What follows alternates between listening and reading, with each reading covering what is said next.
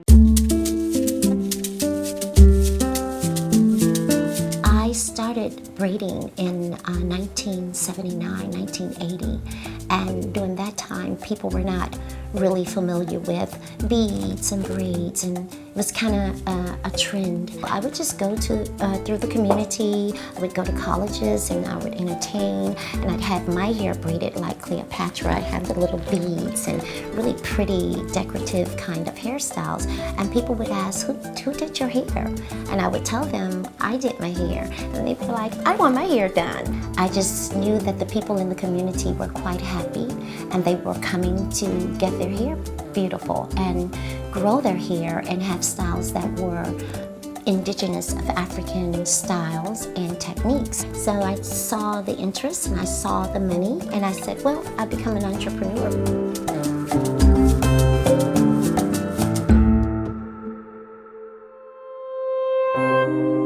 I was just going about my normal day and entertaining my clients as I always do. And all of a sudden, this lady came in and said, Isis, you do my cousin's hair and I am an officer. And she pulled her badge out and said, you're under arrest for braiding hair.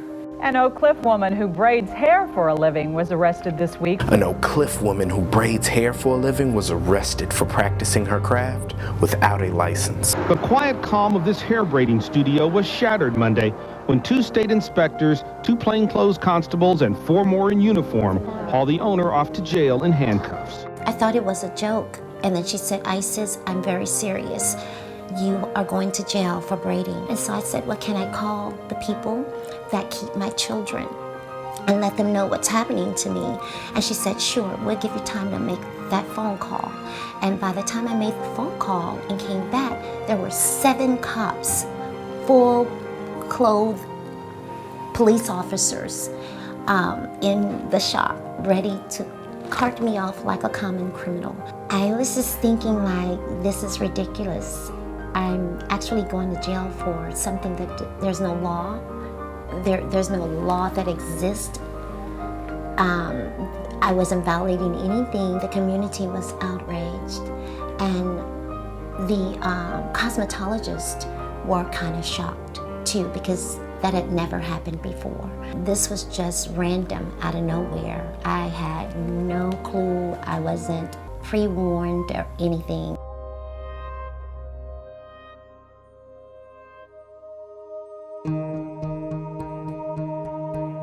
They came after it because they see all hair in the cosmetology industry as cosmetology.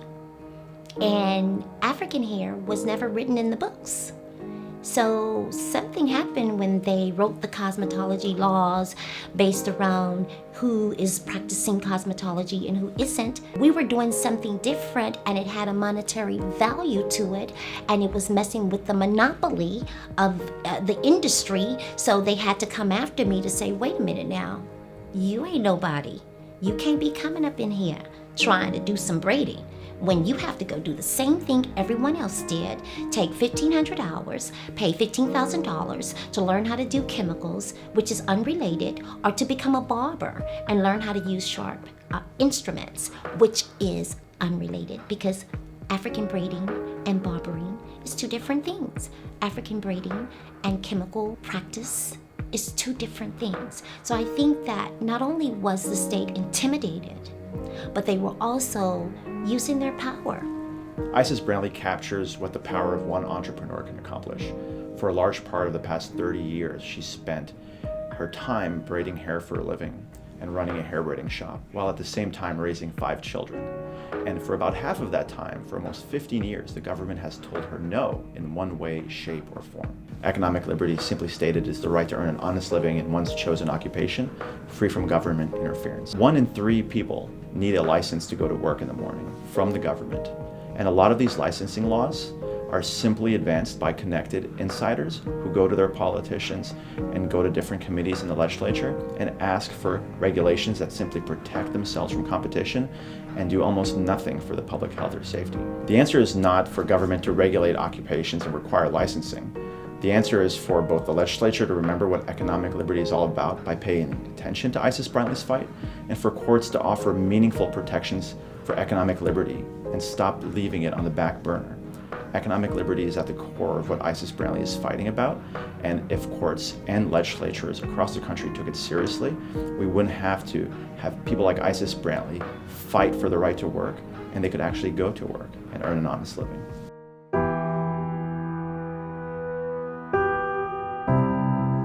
People just want to work. Mothers want to work to feed their children. They don't want to go on the strip. They're tired of that. They don't want to worry about being on welfare and being caught braiding.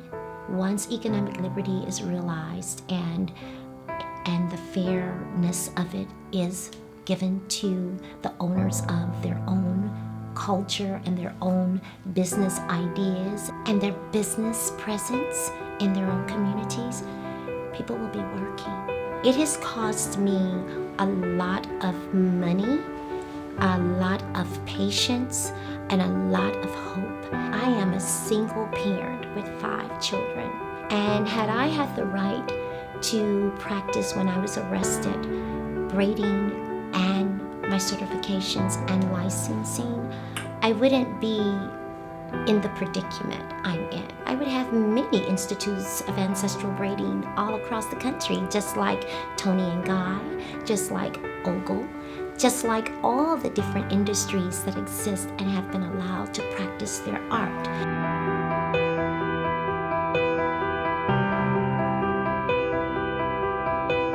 When you have America, the greatest country in the world, that says, home of the free, that says we have the opportunity to do anything you want to do.